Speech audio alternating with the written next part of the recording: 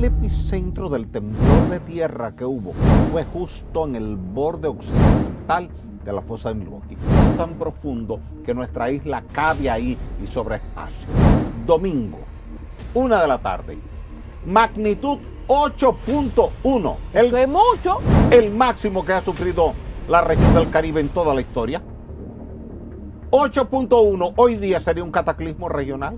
Si usted está en la costa y usted ve que el mar se retira, no cometa nunca el error de acercarse a recoger esos peces que quedaron ahí. Salga corriendo y váyase a un lugar alto. Estamos en la lista mundial como isla española, como la de segundo lugar. Ay, no diga esa cosa, me pongo nerviosa cuando tú dices esa cosa en ese tono, Dios mío. Y eso quiere decir que debemos estar muy pendientes a cualquier cosa en ese sentido. Pero sí un ejercicio de recordarle a toda la población dominicana que vivimos en un territorio sísmicamente activo. Como dice la canción, ay mamá, la tierra tembló. Señores, tembló en estos días, bienvenidos, esto es Al Tanto con Colombia. Y estamos con el ingeniero Osiris de León para hablar de este temblor que todos sentimos. Hay gente que solo sube en Twitter, tembló, y ya la gente sabe que fue la tierra. Gracias por estar aquí. Saludos, querida amiga y hermana, siempre Colombia Alcántara, saludos a todo el pueblo dominicano. Ciertamente, como tú acabas de decir, la tierra tembló. Pero no solamente la tierra, la gente también tembló. Bueno, queremos esta llamada urgente con Osiris de León a propósito de este temblor de hace apenas 2 días. Al momento de filmar este programa, estamos a finales ya de junio 2025 y mucha gente dice en los ciclos, Dios nos libre y que la boca se le haga chicharrón, como yo siempre digo, estamos cerca de un ciclo de un posible terremoto en República Dominicana. ¿Qué es esto de la falla de Milwaukee donde nosotros estamos alojados? ¿Es así? ¿Y qué nos vincula con Puerto Rico y con lo que pasó en Haití? Mira, tú sabes que nosotros pertenecemos a la isla Hispaniola, dividida en 2 territorios independientes. Este territorio de la Hispaniola es parte de la placa tectónica del Caribe, que son las placas más pequeñas que hay en el planeta Tierra. Sobre esta placa está Jamaica, la Hispaniola, Puerto Rico, Antillas Menores, la parte norte de Venezuela y de Colombia y Centroamérica. Y ahí termina. Ahora bien, ¿cómo se llama la placa? Placa del Caribe. Entonces, la fosa de Milwaukee, ¿qué tiene que ver con nosotros? La fosa de Milwaukee es una derivación de la interacción entre la placa tectónica de Norteamérica, que está al norte nuestro, donde está México, Estados Unidos, Canadá, Cuba y todo el Atlántico Norte, penetra por debajo de nuestra placa y en ese proceso generó una depresión topográfica, lo que llamamos una fosa oceánica. Y la más profunda de esta fosa en esta región es la fosa de Milwaukee. Tiene 8.605 metros de profundidad y es la segunda más profunda del planeta Tierra. Hay gente que dice, pero ¿qué? ¿Dónde hace esquina una cosa de Milwaukee con nosotros? ¿Cómo que se conecta esa comunicación debajo de las placas tectónicas? El planeta es uno al final. Claro, tú no la ves desde la superficie, pero está en el fondo oceánico. Y todo el norte de Puerto Rico y todo el este de Samaná está caracterizado por esa fosa. ¿Por qué ha vuelto al escenario el tema de la fosa de Milwaukee esta semana? Porque el epicentro del temblor de tierra que hubo lunes a las 10:45 de la noche fue justo en el borde occidental de la fosa de Milwaukee. Y mucha gente sufre pánico cuando le dicen que hay algo sísmico cerca de la fosa de Milwaukee, porque desde niños a todos nos han dicho, y es un mito.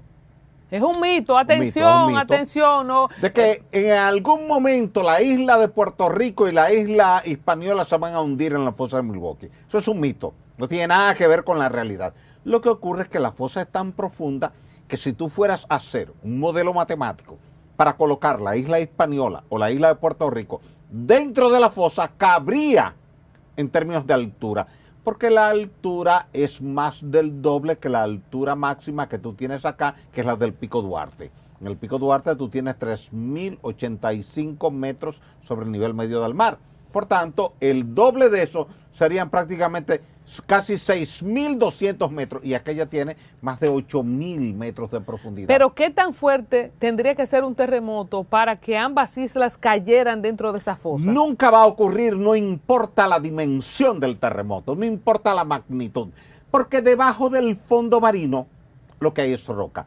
Si tú fueras a hacer un ejercicio de Hollywood con esos efectos especiales donde se sustrae el agua para dejar el fondo seco, tú verías ahí zona de roca, como tú lo ves cuando tú vas de Santo Domingo para Santiago. Tú ves la cordillera central a la derecha, la septentrional tú ves la septentrional a la derecha y la central a la izquierda cuando tú vas para el Cibao. Pero si tú llenaras nuestro territorio de agua, no estarías viendo la cordillera septentrional ni la central, porque estaría cubierto de agua. Cuando tú no tienes agua, como era en el pasado geológico, eso estaba lleno de agua y no se veían las montañas. Hoy día sí, se ven las montañas. ¿Qué tan pasado es ese pasado, ya que te metiste ahí? ¿Hace cuántos miles o millones de años era agua? 5 millones de años. O sea, que tendría que pasar mucho tiempo para que pase que ahora lo que no tiene, lo que tiene agua, como la fosa de Milwaukee, pueda estar seco. Tiene que pasar mucho tiempo. Por eso el planeta Tierra... ¿Y de Tierra... dónde sale ese mito, Ese mito sale de una confusión de alguien que entendió mal una explicación. Quizás alguien, porque cuando esto se descubrió por allá, por los años 50, el USS Milwaukee, que estaba haciendo una exploración, descubre que esa fosa es tan profunda, no se sabía hasta ese momento, lo reportan, se publica en la prensa, y seguro que alguien dijo, eso es tan profundo que nuestra isla cabe ahí y sobre espacio. Alguien lo entendió como que la isla se va a ir por ahí en algún momento, pero no, nunca. Porque el movimiento, ¿verdad? En un terremoto, el movimiento tampoco, como tú dices, nunca sería tan brusco como para hacer que... No, nunca va a ocurrir. Es una sacudida, es como cuando alguien viene y accidentalmente mueve el escritorio donde tú estás, se mueve tu iPad, se mueve tu teléfono, se mueve la taza, pero no la lleva al colapso. Eso pasa con la roca. En cualquier parte del planeta Tierra, tú tienes una sacudida sísmica, se mueve. Si hay un talud continental, puede desprenderse un fragmento de roca o una masa de roca, pero nada más. Sí, no hay un territorio que vaya a desaparecer en el mar por un evento sísmico. Vamos a hacer un paseíto breve por los eventos sísmicos más importantes de los últimos años. 1911 en Santo Domingo, uno de los primeros, o en el país, uno de los primeros terremotos que se documenta, pero de ahí bajando al 46 en Samaná, 71 en Puerto Plata, 2003 Puerto Plata, 2010 Haití, 2020 Puerto Rico, 2021 Haití, hasta llegar ahora. Explícame esos eventos. ¿Cuál fue el más fuerte en esa línea de que por más fuerte que sea, no es que se va a desaparecer una isla? ¿Y qué sucede en un evento de esta magnitud alta? Ok, mira, el más fuerte de todos los que hemos tenido, que han sido 10 registrados por los cronistas, es el del 4 de agosto de 1946. Domingo, 1 de la tarde. Magnitud 8.1. Eso es mucho. El máximo que ha sufrido la región del Caribe en toda la historia. 8.1 hoy día sería un cataclismo regional, porque en aquel entonces éramos vecindarios. Puerto Rico era un vecindario, nosotros un vecindario, Haití era un vecindario. ¿Y qué daños causó? Generó un tsunami que se llevó la comunidad de Matanzas. Tú conoces cerca de Nagua, al este de Nagua, una comunidad que se llama Matancitas. Se llama Matancitas porque esa era la comunidad de Matanzas. El tsunami primero generó una ola negativa, se retiró, se fue hacia atrás, se secó el mar, en lenguaje sencillo. La gente salió a buscar peces porque se retiró el mar. Cuidado con eso. Si usted está en la costa y usted ve que el mar se retira, no cometa nunca el error de acercarse a recoger esos peces que quedaron ahí. Salga corriendo y váyase a un lugar alto. Eso pasó en el sudeste asiático el 26 de diciembre del 2004. El mar se retiró y la gente se estaba acercando a recoger peces. Un niño de 11 años que había leído en una revista que eso ocurre cuando hay un proceso de generación de un tsunami, le dijo a los turistas, cuidado, yo leí en una revista que cuando eso ocurre viene un tsunami, corran, vámonos de aquí. Y se los llevó a lugares altos. Y eso permitió y se salvaron. Que cientos de personas se salvaran porque siguieron la recomendación del niño. Tanto así que el gobierno condecoró al niño. le dio una condecoración de héroe. Increíble que mucha gente no maneja eso. Exactamente. Siempre que tú estés en una costa, que tú estés por turismo, tú estás por paseo en el mar, en un bote, en una lancha, en un yate, en un jet ski, y tú ves que el mar se retiró más de 100 metros, sal de ahí rápidamente que viene un tsunami. ¿Qué hubiera pasado? Tú dices, éramos un vecindario en este momento y que hemos visto la fragilidad de estructuras emblemáticas en República Dominicana. Si pasa un terremoto de 8.1, ¿qué pasaría? Medio país hubiera estado en el suelo. En Haití tú tuviste medio Puerto Príncipe en el suelo con un terremoto de magnitud 7 a las 5 de la tarde. Fue grande, 7. 316,000 muertos. Estamos en la lista mundial como isla española, como la de segundo lugar. Ay, no digas esa cosa, me pongo nerviosa cuando tú dices esa cosa en ese tono, Dios mío. ¿Cómo que estamos en segundo lugar? Sí, lamentablemente. Yo no quisiera que ocupáramos ese feo lugar, pero estamos ahí. ¿Y qué podemos hacer, Osiris? Mira, lo que tenemos que hacer primero, hacer lo que tú estás haciendo ahora, educar a la población, hablar de esto permanentemente. No puede ser Colombia que solamente hablemos cuando tiembla la tierra. Esto tiene que ser un programa educativo que lo lleve el gobierno, los medios de comunicación, el sector privado, los especialistas, las universidades, que todos asumamos esto como un sacerdocio, que eduquemos a nuestros niños, que cualquier niño de Jimaní, de Puerto Plata, de Bávaro, de 4, 5, 6 años de edad, ya él sepa qué hacer. ¿Qué tan fuerte puede ser? Bueno, primero vamos a establecer cuáles son las principales fallas sobre las que puede estar expuesta República Dominicana, qué tan activas están y qué tan fuerte podría ser un evento aquí. Tú tienes 14 fallas sísmicamente activas, pero hay 12 que no tienen por qué preocuparte. Pero sí hay 2 que pueden preocuparte. Dos. Una está en la costa atlántica al norte de Puerto Plata, norte de Montecristi, norte de Cabo Haitiano, norte de Río San Juan, norte de Samaná, norte de Puerto Rico. 6 de los 10 terremotos que han devastado ciudades en esta isla están concentrados en ese eje. Los otros 4 terremotos que han devastado ciudades en la parte sur, incluyendo a Azua, incluyendo a Cabo Haití, a Puerto Príncipe y a Lecay y Jeremí, están en la falla Enriquillo Plantain Garden. Es una falla que cruza por Jamaica, entra por el extremo occidental de la península sur de Haití, pasa por Puerto Príncipe. Esa fue la destrucción de Puerto Príncipe. ¿Cuál de las dos es más peligrosa entonces? La del norte.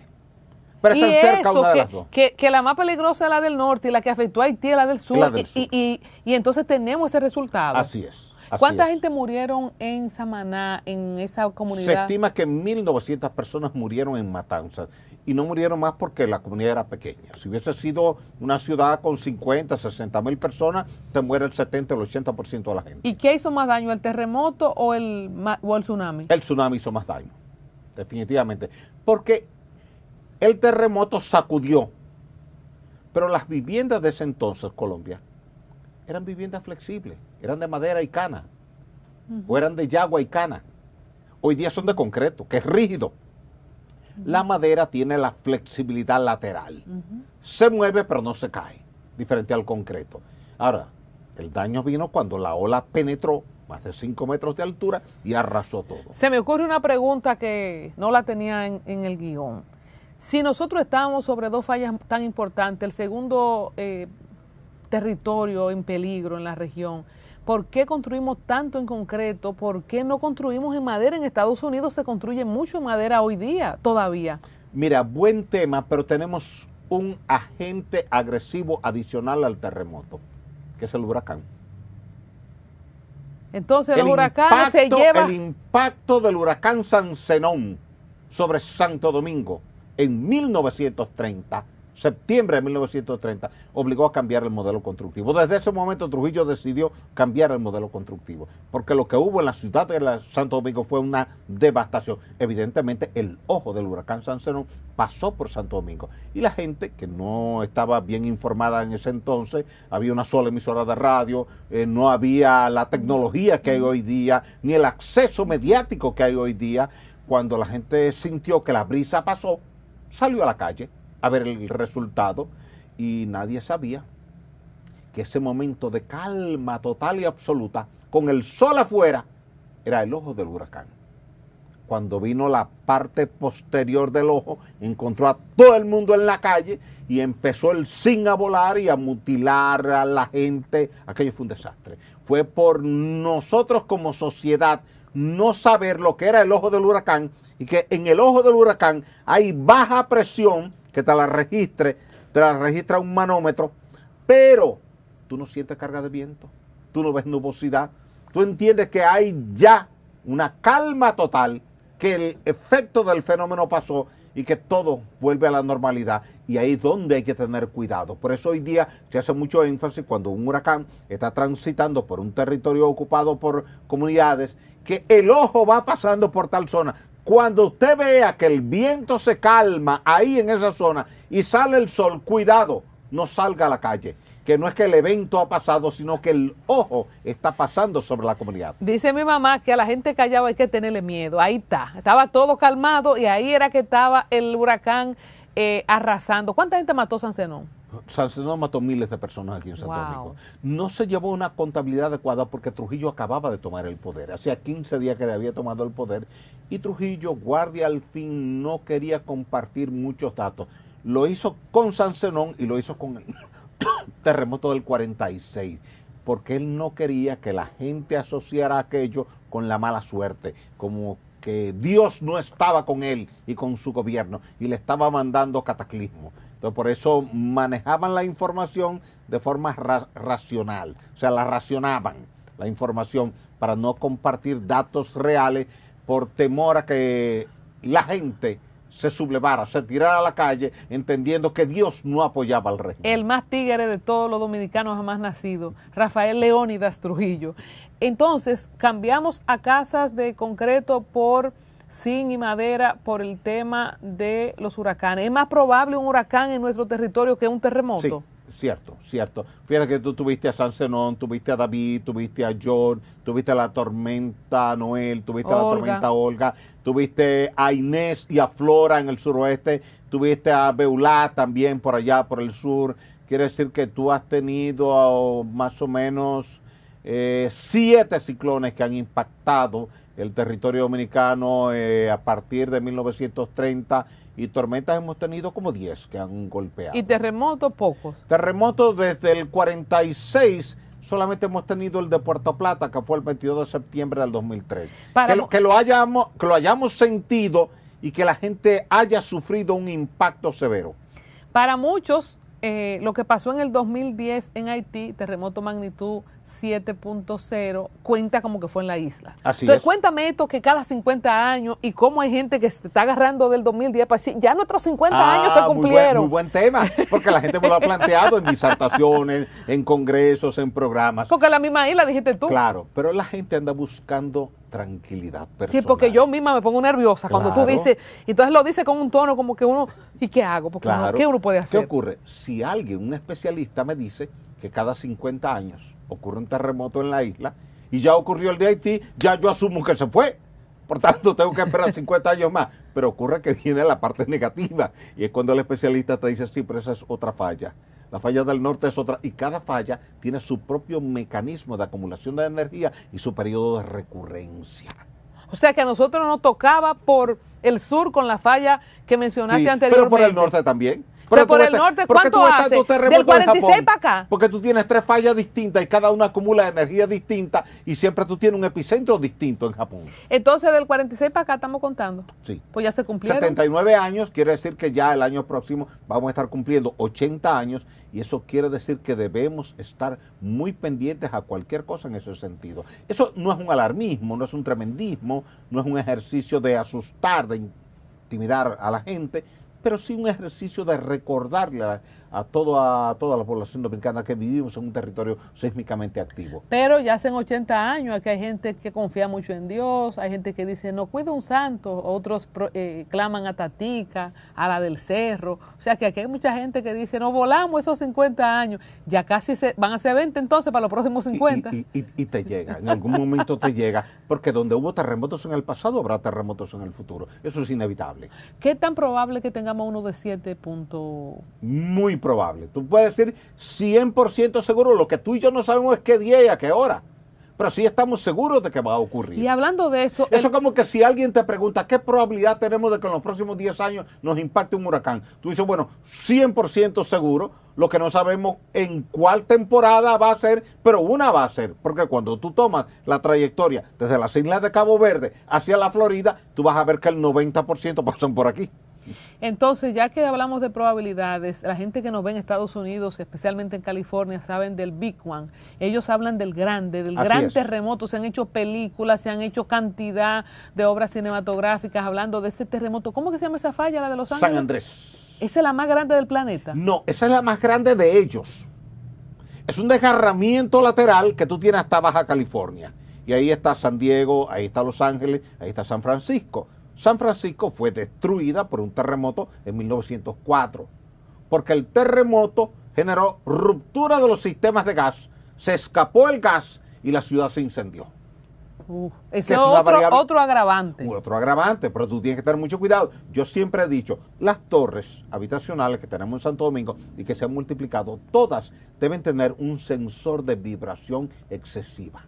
Si hay una vibración excesiva resultante de un terremoto, que la válvula cierre automáticamente. ¿Y la tenemos? No, no la tenemos, pero debemos instalarlo. ¿Y aquí, con quién hablamos, Siri? Bueno, el Ministerio de Industria y Comercio, los bomberos, el Centro de Operaciones de Emergencia, Comisión Nacional de Emergencia. El ayuntamiento, ¿no? Sí, al ayuntamiento. Los bomberos pertenecen al ayuntamiento. O sea, ya que tú tocas ese tema, ¿qué tan frágil o qué tan preparados estamos a nivel de infraestructura? Mira, esto del gas de las torres, yo nunca lo había pensado. En general, para un terremoto... En Kobe, Japón, el terremoto, el daño fue el incendio. Se rompieron todos los sistemas de gas. Por eso yo siempre digo, no usemos sistemas de gas metálicos, utilicemos los plásticos. Plásticos de alta resistencia, de forma tal que tenga flexibilidad. Mientras más flexible, menos se rompe. Y así no se escapa el gas. Además, si tú tienes la oportunidad, Colombia, en tu casa, cuando tú sientes un temblor, lo primero que tú debes hacer es cierra tu válvula de gas. Ciérrala. Porque ahí tú estás cortando la probabilidad de un escape de gas y un incendio en tu casa. Entonces, aparte del tema del gas, que yo no lo veía, señores, hasta ahora, porque a veces es mejor no saber, ahora voy a preguntar ya en el mantenimiento. Aparte de eso, ¿qué otras cosas tú ves a nivel de fragilidad en nuestra infraestructura en las principales ciudades? Dígase Santiago, Punta Cana, que se ha convertido en una metrópoli también, Santo Domingo Este y el Distrito Nacional. ¿Dónde y por qué estamos más frágiles ante un eventual terremoto de una magnitud de 7 o menos de 7? Porque también cuando se habla de 6 es un terremoto a temer. Mira, lo que te voy a decir, te lo voy a decir en función de la experiencia vivida en zonas impactadas por terremotos. En los últimos 20 años, yo me he ido a las 10 zonas más destruidas por terremotos, inmediatamente después del sismo. Guatemala, Ecuador, Chile, Turquía, Puerto Rico, Puerto Plata, Puerto Príncipe, Lecay, todas esas zonas me he ido inmediatamente.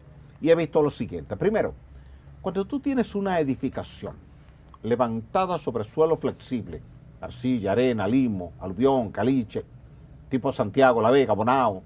¿Cuáles son las zonas de mayor riesgo aquí en el país, ya que tú dices eso? Todo el Cibao desde Bonao hasta Montecristi, porque es todo suelo. Toda la mitad oeste de Santo Domingo Oeste, desde la Luperón hacia el oeste, todo es arcilla. Y desde la Kennedy hacia el norte, todo es arcilla. Entonces la mayor parte de las ciudades, solamente el casco aquí el perímetro central, ¿cómo que ustedes dicen? El polígono central del distrito solo es roca. Extendido hasta Bávaro, es todo roca. Tú tomas desde el mar 3 kilómetros tierra adentro y esa franja la proyectas ahora hasta Bávaro y es todo roca. ¿Y San Cristóbal que tiene No, San Cristóbal tiene una parte importante que es suelo aluvial.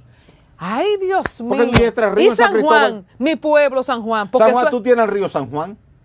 San Juan siempre ha sido definido como el granero del sur, ¿o no?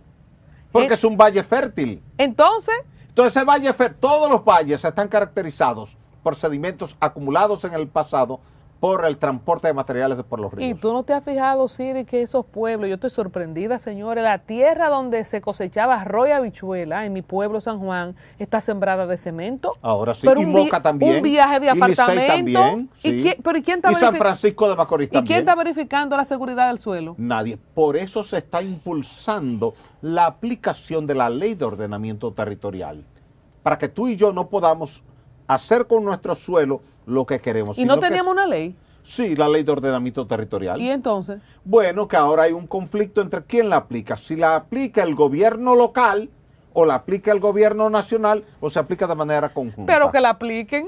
Si la tenemos, que la apliquen. Claro, ¿y de cuándo esa ley? De hace 2 años. Ah, bueno, es que está en pañales todavía. Sí. Entonces, todo el mundo está construyendo. Si tú fueras a elegir comprar una propiedad, esto ya es una consulta de bienes raíces, entonces deberías hacerlo cerca al mar. Naco, Piantini, Bellavista, La Julia, Evaristo Morales, el Millón Sur, la Nacaona, la Bolívar, la Sarasota. Tú vas a decir, esos son sectores ricos. Sí, pero te puedes ir a la Isabelita, te puedes ir a los Farallones, te puedes ir a los kilómetros de la autopista de las Américas, y es la misma roca. Quiere decir que cuando tú cruzas el puente Duarte hacia el este, toda esa franja por donde tú vas, frente al Darío Contreras, cruzando la Charles de Gaulle, todo eso es roca, y por ahí tú sigues en esa roca Boca Chica, Juan Dolio, Guayacanes, San Pedro, Valladolid, La Romana, todo eso es roca. Bueno, ya ustedes escucharon la recomendación. ¿Hay algún sistema de respuesta, de alerta? Porque los huracanes se ven y se le pone nombre, y estamos en la temporada ciclónica, pero los terremotos no hay forma, o dime Todavía tú. No hay forma, pero sí la habrá en el futuro cercano. Se está estudiando a través de los cables de fibra óptica que llevan voz y data alrededor de todo el mundo los cambios que se producen en la polaridad de la señal momentos antes de que se produzca un terremoto, porque se ha podido confirmar que momentos antes se invierte la polaridad. ¿Pero y qué sabemos con 2 segundos antes o 3 segundos antes? No, porque esto sería para avisarte 1 hora antes o 2 horas antes. Lo que te da 20, 30, 40, 50 segundos de anticipación es un sensor que te venden en Amazon, que tú lo compras, lo instalan en tu pared, en tu habitación, en tu oficina, en tu estudio de grabación, y cuando pita es porque recibió una onda de compresión, que es una onda primaria, una onda P, una onda longitudinal. Esa onda no tumba tu casa, no tumba tu oficina, no tumba tu estudio, pero te avisa que ya se produjo un terremoto, que llegó la onda P y que detrás viene la onda S. Y la onda S es la que trae el 70% de la energía elástica, se mueve en 2 direcciones perpendiculares y es la que puede tumbar tu casa. Por tanto, esa te avisa para que... Pero en 40 segundos no se hace muchas cosas. No se hace muchas ¿Qué cosas. acciones concretas puede tomar la familia dominicana para protegerse? Primero, dentro de lo posible, aunque hay gente que me dice, pero no siempre es posible, vivir en roca. Ciudad Colonial está ahí, después de 10 terremotos. Pero Santiago Colonial y La Vega Colonial no están ahí, porque el terremoto de 1562 destruyó todo eso. Tú vas a Puerto Príncipe y en Delmas y Cité Soleil todo quedó destruido con el terremoto, pero en Petionville todo quedó intacto. En Kenkoff todo quedó intacto. En Fermate todo quedó intacto. Por eso dice la Biblia que la casa que está sobre la roca no se cae. Así mismo, el Evangelio de Mateo. Y mi casa no se cae porque está sobre la roca. Entonces eso es lo primero. Y de hecho, mira, te puedo decir que hay gente que me llama por teléfono, personas que yo no conozco y que por la voz tú te das cuenta que es gente humilde de los barrios. Me dice, mire, me están alquilando una casita por tal sitio y otra casita por tal otro sitio. Por si ocurre un terremoto, ¿cuál usted cree que me conviene más? Y tú le respondes inmediatamente, tal sitio porque esa roca. Ah, muchísimas gracias. Entonces, tú debías tener una oficina en Santo Domingo, que la puede tener la alcaldía, en los pueblos pudiera tenerlo cada alcaldía una oficina con un mapa de microzonificación sísmica. Y en base a ese mapa, Colombia Alcántara quiere comprar un apartamento, quiere comprar una casa, quiere comprar un solar, va y consulta o llama y dice, mire, me están vendiendo un solar en la calle tal, esquina tal, ¿qué tipo de suelo es ese? Y te dice en base a esa información y tú tomas la decisión y dices, no, eso no me conviene porque ese suelo. Ojalá que no cojan comisión, ¿verdad?, para recomendar terreno.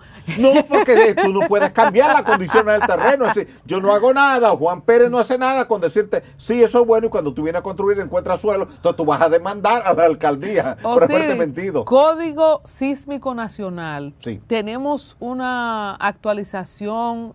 ¿Tiene alguna referencia a eso? No hay actualización. Es del 2011. Es, digamos, la formalización de unas normas provisionales que venían de 1979. Ya ha pasado demasiado tiempo, 14 años es más que suficiente. Eso debe revisarse cada 2 años. Lo que te pasó recientemente en una discoteca en la ciudad de Santo Domingo es una señal. Si esa discoteca se te cayó por peso propio, lo que llamamos peso muerto en materia de ingeniería, sin que ocurriera un sismo, ahora ponle un sismo para ver cuántas escuelas, hospitales, supermercados, estadios, iglesias pueden colapsar. ¿Y el sonido? ¿Qué tan cierto es que la vibración del sonido pueda derrumbar una discoteca, por ejemplo? La gente lo está viendo como posiblemente una gota que haya contribuido a derramar la copa, pero que la copa ya estaba llena. Es decir, por más fuerte que sea el sonido, no te va a afectar una estructura que esté sana. Ahora, cuando tú estás hablando de una estructura vieja que tiene 50 años, que está afectada por el salitre, que corroe el acero de resistencia a la tracción, te daña el concreto por carbonatación, te lo debilita, tú has sobrecargado el edificio con tinacos, con acondicionadores de aire, y esas vigas pretensadas que tú tenías ahí arriba están ya, digamos, parcialmente deformadas, han sufrido flexión por la sobrecarga y por el envejecimiento.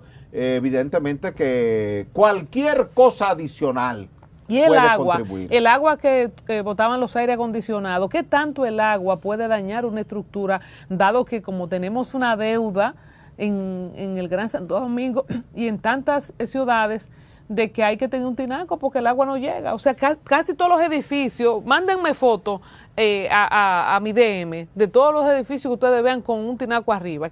Y eso siempre bota agua. Mira, tu problema en Santo Domingo, Colombia, es que tú estás viviendo en la costa y hay salitre permanentemente. ¿Y se liga con el agua? Claro, porque el salitre está disperso en el aire. Oh. Las moléculas de cloruro de sodio y de cloruro de potasio están en el aire. Por tanto, se mezcla con el agua a través de un hormigón poroso, un concreto poroso o agrietado por los múltiples temblores de tierra, entra y va oxidando las varillas y pierden resistencia. Por eso estamos hablando ahora de que el país necesita 2 cosas urgentemente. Primero, una ley que faculte al Estado a revisar tu casa y mi casa. No la tenemos. No. O sea porque que entonces el papel del Estado en supervisarte es durante la etapa constructiva. Tan pronto tú terminas tu construcción, ya el Estado no tiene que seguir supervisando. Porque ¿cuál es el objetivo de la supervisión que te hace el Estado?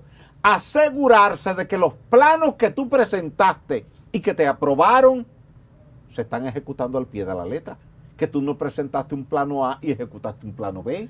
Pero entonces, Osiris, esos edificios que tienen no solamente 50 años, 100 años. O sea, ¿quién verifica eso? Nadie. En la misma zona colonial hay muchas cosas que estuve cayéndose. Claro, por eso ahora necesitamos una ley y una institución.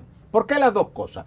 Primero, porque las instituciones que tú tienes que trabajan con construcción, Ministerio de Obras Públicas, Ministerio de Vivienda, la UNESBI, están sobrecargadas de tareas.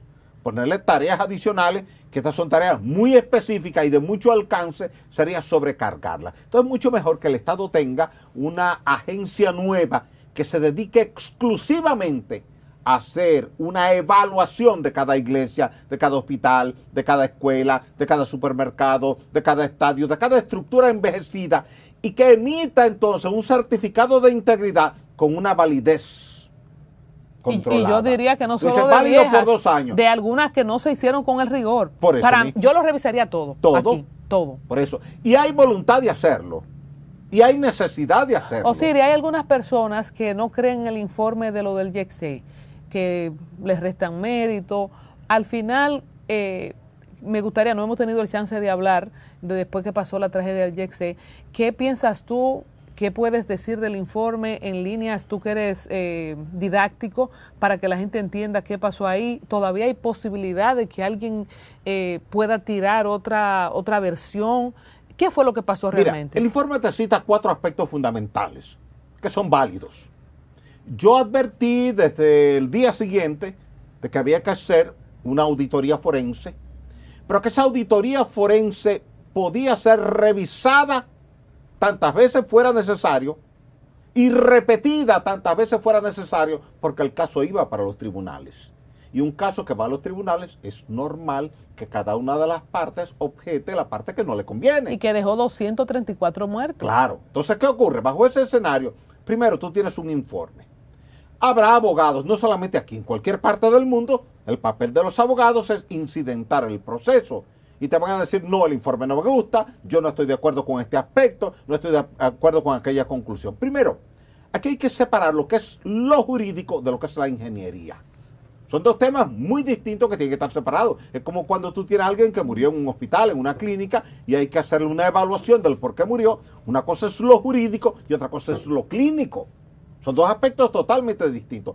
El tema de la ingeniería tiene que manejarse exclusivamente dentro de la ingeniería. Entonces, no es elegante, por ejemplo, que gente del área jurídica cuestione informes desde el punto de vista de la ingeniería, porque si allí en el tribunal el ingeniero le dice, ¿por qué usted me dice que usted no cree en esto? Entonces, se vería en un apuro. Entonces, yo creo que el informe debe tener la suficiente apertura como para que quien quiera una revisión adicional se haga. ¿Cuáles son los 4 puntos? Los 4 aspectos. Número 1, un tema que tiene que ver con el envejecimiento del hormigón y del acero. Pierde resistencia. Tu resistencia y la mía no son las que teníamos cuando teníamos 15 años de edad. Ni me lo pregunte. ¿Ves? Entonces son lo primero. Los minerales constituyentes del hormigón se van envejeciendo. El acero de refuerzo para la tracción se va envejeciendo. Entonces, primer aspecto, es una realidad porque la obra tiene 50 años. Segundo aspecto importante, se hicieron modificaciones estructurales no autorizadas por expertos en el área estructural. ¿Qué hay de cierto de esa columna? Se quitó una columna, el informe lo refleja. ¿Que hubiera hecho la diferencia? Claro, porque una columna es un punto de apoyo. Una columna es un elemento estructural vertical que está para soportar una carga. ¿Qué es lo que la gente dice? Se cayó entero. Claro, la gente no se explica claro, eso. Se cayó de golpe. Porque tú tenías una luz, en ingeniería se llama luz a la longitud que tú tienes de un lado al otro. Normalmente en las iglesias, en los estadios, en los nightclubs, en los teatros, se deja todo luz abierta. Para que tú puedas, desde cualquier ángulo, tú puedas ver hacia el escenario sin ninguna obstrucción de una columna. Pero tú ves esas grandes iglesias, grandes catedrales, todo el espacio abierto. ¿Y de qué se agarra? Pero entonces? toda la carga tú la mandas a los lados y te aseguras de utilizar un factor de seguridad de 3 o de 4. Para que en el peor de los escenarios responda bien. Entonces, si tú quitaste una columna, cualquiera, en tu casa, en la mía, en tu oficina, en la mía, tienes que asegurarte que esa carga que estaba descansando sobre ese elemento estructural vertical, ahora tú la mandaste a otros lados y que hay otros elementos estructurales que la están asumiendo. Y lo hizo no un ingeniero eso, quitó esa, no sabemos quién quitó la columna. Ese otro aspecto, Osiris, aquí cualquiera, pero ven acá. Sí. Pues yo conozco gente que yo conozco de mi propia familia. Algunos primos míos que se hicieron maestros constructores. Sí, sí, sí. Porque ellos están ahí, van a comprar cemento y la cosa, y amigos, y gente que yo conozco. Sí, sí. Mi misma mami cree que es ingeniera. Y ella dice una construcción. Dame esto aquí, ponme aquello ya. O sea, la gente, el dominicano. Sí. Y me pongo yo misma de ejemplo. Es constructor. ¿Tú entiendes? La gente cree que es constructor. Quítame esa columna. No, yo no la quiero así. Y entonces, si no es un ingeniero, un arquitecto, complace al que le está mandando el trabajo. Por no llevarle la contraria al dueño. El dueño se siente con autoridad de modificar la estructura. Y tú lo has visto, no es el primer caso. Tenemos decenas de casos. Entonces, 2 puntos. Okay. La vejez, quitaron la columna. Claro. Tercer aspecto, las señales previas que te da la estructura de que hay algo que no anda bien. Un pedazo de concreto que cae aquí, un goteo allí, una arena que cae aquí, un pañete de allí, un yeso de acá. Sin embargo, si es una sola vez, no hay problema. Si son 2 veces, quizás no hay problema. Pero después de 3 veces ya tú tienes que revisar exhaustivamente la estructura. Pero entonces, Osiris, aprendemos ahora algo con un costo muy grande, porque nunca se había caído un techo entero. Así es. O sea, quizás ninguna de esas personas pensaba, por supuesto, porque ahí estaba la propia hermana de Antonio y el esposo. Claro. Nadie pensaba que se iba a caer el techo contigo. entero. Y yo lo veo así y lo expreso así. Entonces, como nunca había pasado, por más pedacitos que cayeran, esto cambia. Ahorita te hago la pregunta de qué aprendemos con esto y con los últimos terremotos que hemos pasado. El cuarto punto.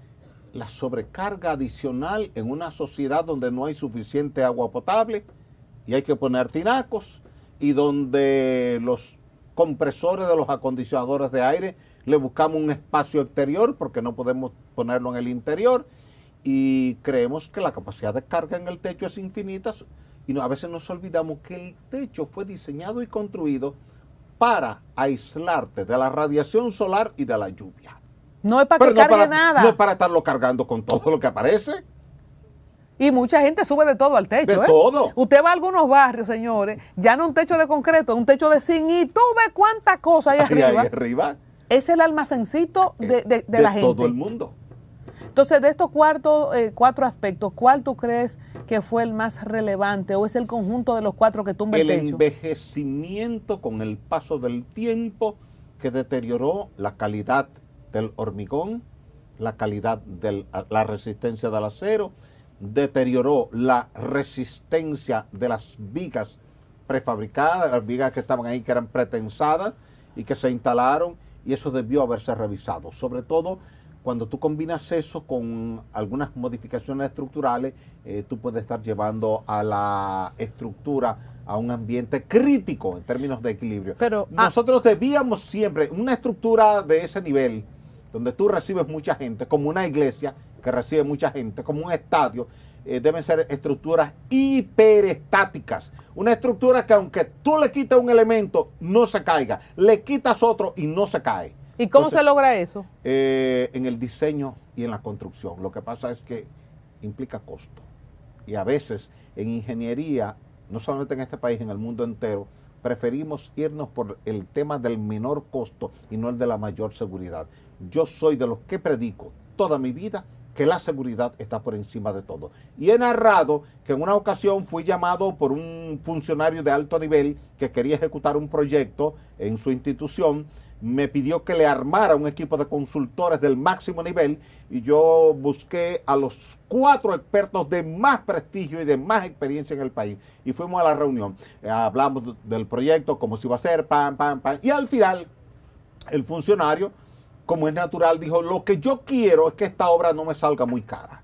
Y uno de ellos, con mucha acidez y mucha vehemencia, le dijo: un momentito, nosotros no estamos aquí para hablar de costos. Nosotros estamos aquí para hablar de ingeniería y de seguridad. Lo que eso cuesta, eso es un problema suyo, no de nosotros.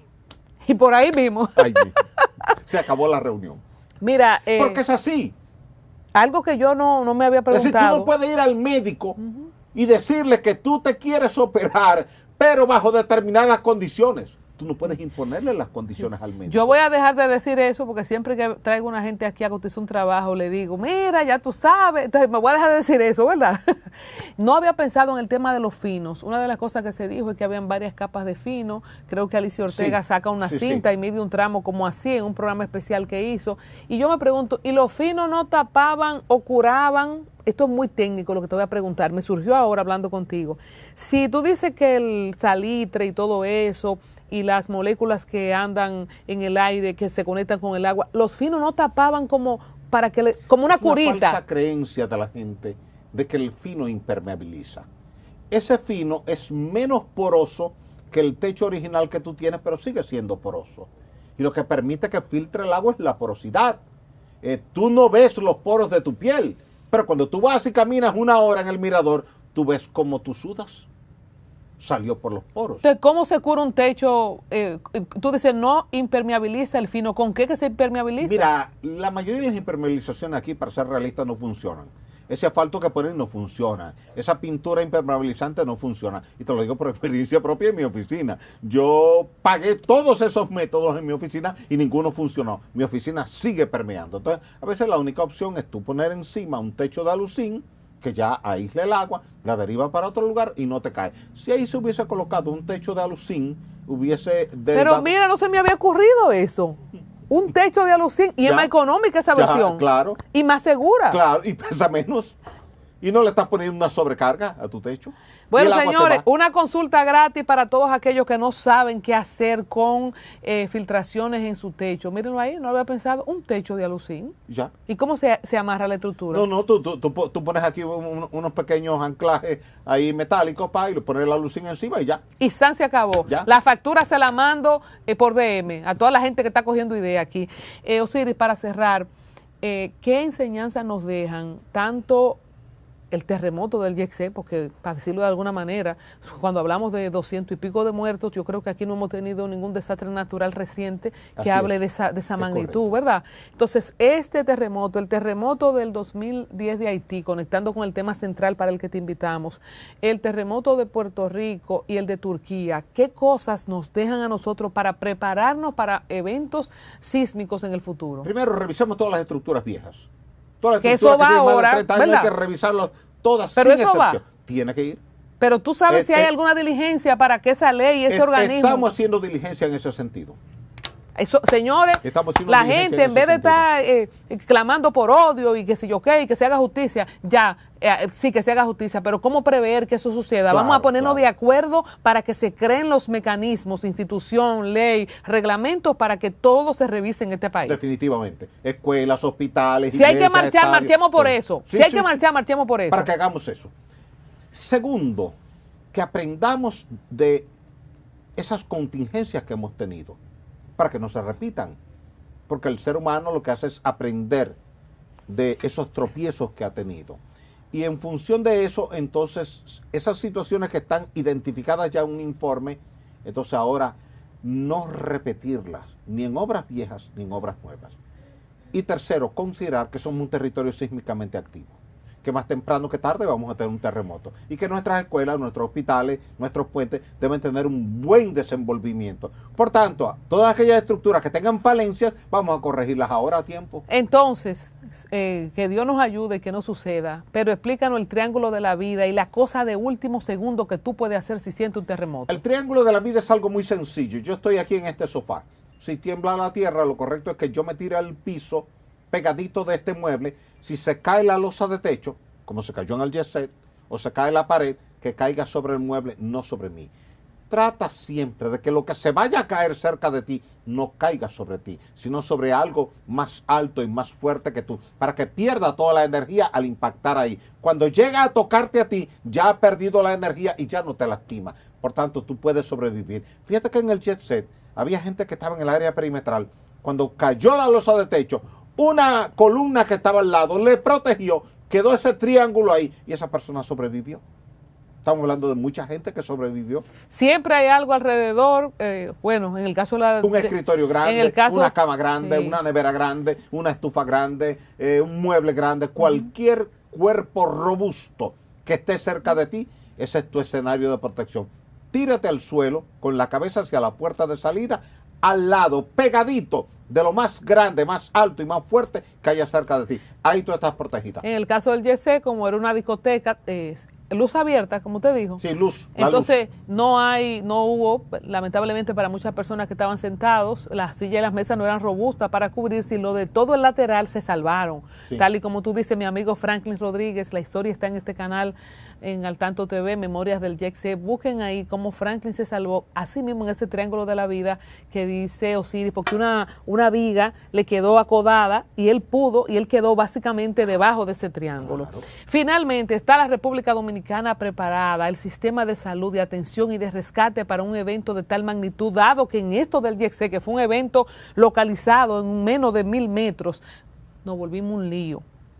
¿Cómo prepararnos y pensar en presupuesto con todas las probabilidades que tú has establecido aquí científicamente de que podríamos estar en el futuro en un evento así? En un periodo de recurrencia. Mira, tus autoridades de socorro, Comisión Nacional de Emergencia, Defensa Civil, Centro de Operaciones de Emergencia, Cuerpo de Bomberos, Cruz Roja, tienen que estar todos alineados en ese tema. Y hay que robustecer esas entidades, más vehículos, más personal, más equipo. tenemos mucha gente de la defensa civil en los pueblos que no tiene vehículos. Necesitamos proveer a esa gente de vehículos, aunque sea llegando a acuerdos con el sector privado en esas provincias, en esos pueblos, para que empresas que ya están sacando algunos vehículos de servicio puedan donarle esos vehículos a esos organismos de socorro en los pueblos. Hay cuerpos de bomberos que no tienen suficientes vehículos. Hay que proveerlos de eso y tenemos que hacer un esfuerzo. He planteado de manera pública que tengamos un acuerdo regional, ya no solamente República Dominicana, donde esté Puerto Rico, República Dominicana, Haití, Cuba, Jamaica, todo Centroamérica, con un fondo de asistencia regional, de forma tal de que cualquiera de estos países que sea impactado por un terremoto o por un huracán, ese fondo de asistencia venga en emergencia en las primeras 24 horas, sin trámite, sin papeleo, para ayudar. Y que los organismos de socorro de todos estos países estemos articulados todos. Que si hay una situación en Haití, todos vamos para allá. Pero si hay una situación aquí, todos venimos para acá. Si es en Nicaragua, todos vamos para allá. Si es en Puerto Rico, todos vamos para allá, como un solo cuerpo, como una sola unidad. ¿Y qué acogida ha tenido esa idea? Que se escuche es más fácil a que se haga. Pero tiene mucho sentido lo que tú estás diciendo. Y me surge ahí, ya para irnos, Osiris, las clínicas privadas, si hay un evento así, porque lo vi con el tema del YEXE, que la Independencia, la Clínica Independencia se llenó de gente, el Abel González, en fin, pero era una cuestión de menos de 200 heridos. Sí. Pero si es un evento así, ¿no deberían las clínicas entrar en el circuito del Servicio Nacional de Salud? Tiene que haber un acuerdo con el Ministerio de Salud Pública para apertura total en caso de una emergencia catastrófica, por un terremoto. Por ejemplo, toda clínica tiene que haber un protocolo firmado entre el Ministerio de Salud Pública y toda la clínica privada. Si hay un terremoto, toda clínica está en la obligación de abrir la puerta y recibir a todo el que llegue, sin pedir seguro, sin pedir 500,000 pesos sin pedir depósito. Tú no oyes que a Franklin Rodríguez, el senador, el ex senador no lo atendieron, el Abel González. Entonces, en situaciones de emergencia, eso tiene que estar prohibido y penalizado. Bueno, prohibido señores, y penalizado. Es decir, si usted a una persona, por ejemplo, como ese caso que tú citas, el Jet Set, hay gente herida y uno de esos heridos llegó a una clínica y la clínica no lo atendió, el Estado puede accionar contra esa clínica. Bueno, que sirve este precedente. Además, este programa, señores, excúsenme la modestia, es un banquete. Nosotros aquí hemos sacado ideas para ministerios, direcciones generales, firma de protocolo internacional. O sea que hay muchas ideas aquí. Ojalá que este programa pueda ser visto por personas que toman decisiones y que ojalá que nunca pase, que Dios nos proteja. Los católicos dicen que nos proteja la Virgen de la Altagracia, los que son de otra que nos proteja tal. Pero más allá de la fe que todos tenemos en la providencia divina, cada quien con su criterio de fe, tenemos que ser responsables. Y todo lo que Osiris ha dicho aquí, que no se está haciendo, hay que hacerlo, para que si por alguna razón pasa lo peor, por lo menos tengamos algún nivel de poder levantarnos de una hecatombe de esa naturaleza. Así que atención, tomen notas, Osiris. Y que nos escuchen, que nos escuchen. Así es, como siempre, eres bienvenido a nuestra casa. Gracias. Así que en una próxima entrega aquí te tenemos. Así estará Dios mediante.